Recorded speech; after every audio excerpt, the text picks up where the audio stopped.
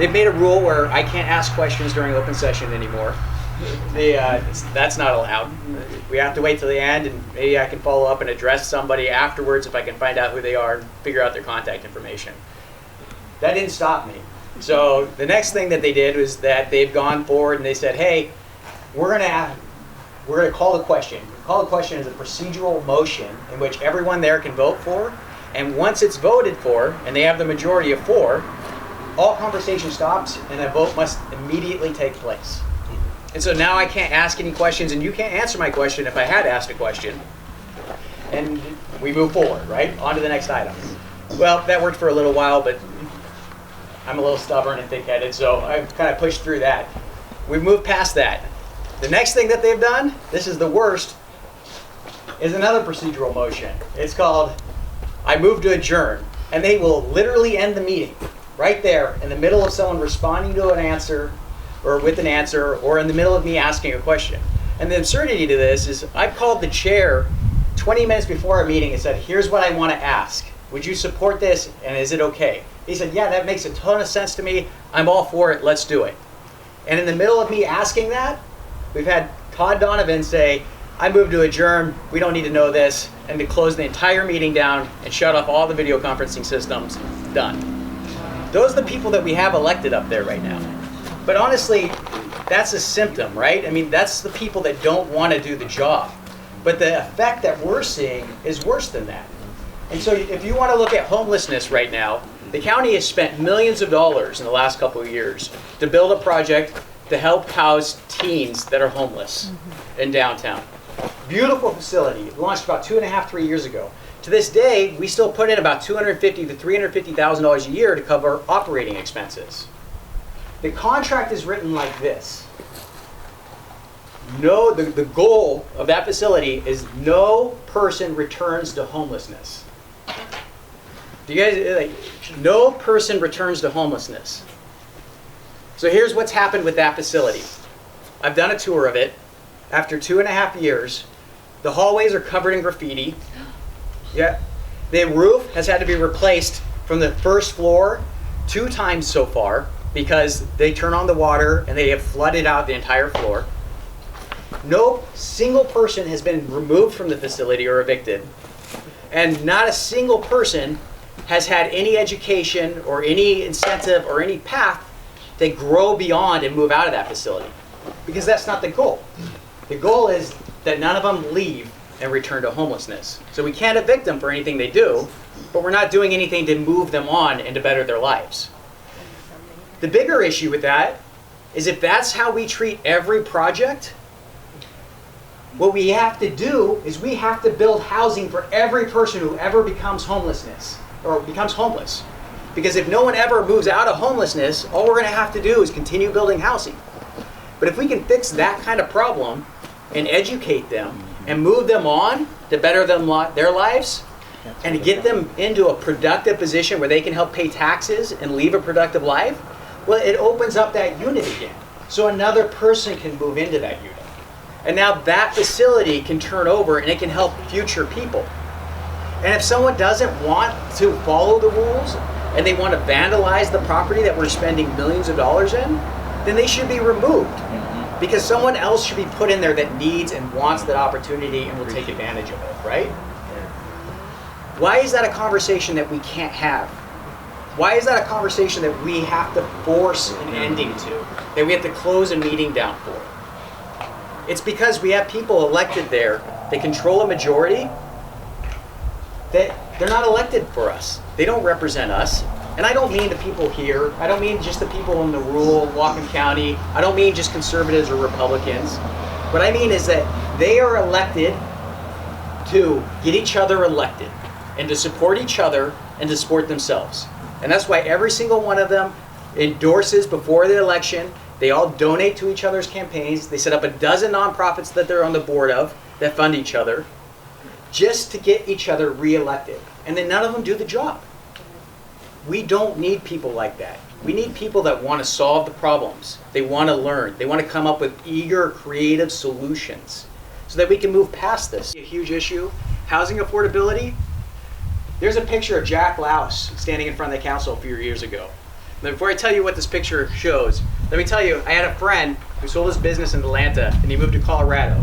And he bought 50 acres and built a $5 million home.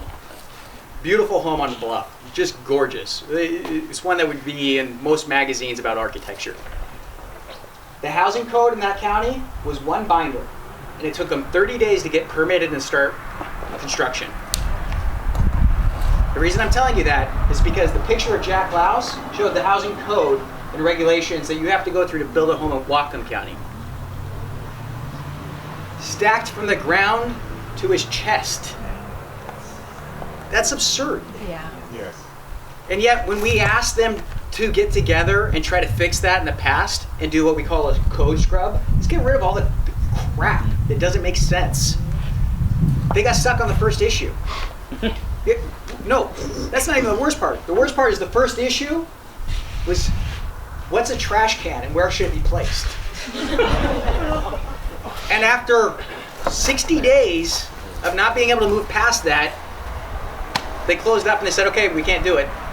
And so the code continues to get worse and worse and worse and be compounded with more regulations and more problems. The top 16 employers in Whatcom County have gotten together and told us that. And they've given us a dozen ways to fix it, and we literally laughed at them during their presentation and kicked them out and never had them come back, and then never addressed any of them. We have the wrong people elected. But here's the truth of the matter. Us being here tonight isn't fixing that. We're not changing anything sitting here. 10% of voters have turned out.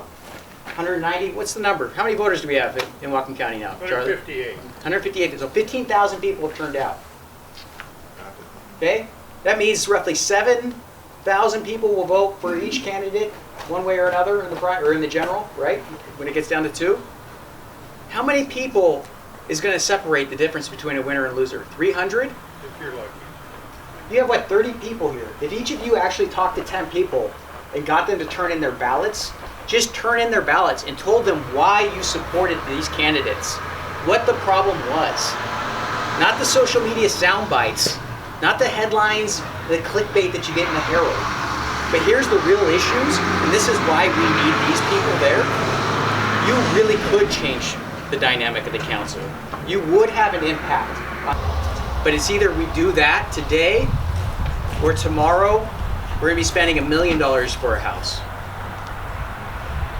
And that's not far off, because the county just agreed to pay $800,000 for a double-wide manufactured home. Wow. What can the citizens do to start rattling the chains of some of these folks on county council? Like, could we go to meetings and speak up and say, hey, that's nonsense. Why is the meeting being adjourned in the middle of an important discussion? That's absolutely, ridiculous. How can we have a little more impact? It's hard, because once the meeting is adjourned, you don't have a chance to speak either. Quite honestly, you get a chance 3 minutes in the beginning of our general session in the evening to speak, and all of that stuff will either take place in committee meetings before or after, right? So, quite honestly, that's helpful, especially when you get a whole bunch of people on a specific issue. But if we're talking about systematic change, like long-term change and real impacts to our problems, it's got to be electing people that want to do the job. At the end of the day, and I'll tell you, they will pander, they will tell you everything you want to hear. You can read Barry's statement and you can see blatant, outright lies. The guy wrote in his ballot statement, I'm going to be fiscally responsible with your tax dollars because of the COVID crisis, and we need to be careful to the economy, basically, right? He has never voted no on a budget request. He's never voted no on a budget. He's never voted no on a tax increase, on any spending item, period. And yet he's going to claim that he's fiscally responsible with your tax dollars. He's going to claim that he's the guy that led the negotiations with the stakeholder groups to solve the Cherry Point issue that we finally fixed or completed last night. And yet, for 3 years, I asked them to do a Cherry Point stakeholder group, and they refused. And the only reason it happened is because the stakeholders outside of the council got together and fixed it and brought it to us. So they'll tell us what we want to hear, but we got to hold them accountable. We got to go back and look at, like, what did you run your race on, and what have you actually done? If you want to solve homelessness, what's the data say? Has homelessness gotten better in the last 4 years? Nope. You said you want to fix housing and you want to do affordable housing. What's the data say? Has the affordable housing gotten any better in the last 10 years? Has the cost of living wage jobs? Are people making more money in our county? How about childcare? There's not a single issue that they've run on that's actually done any better. They're all doing worse.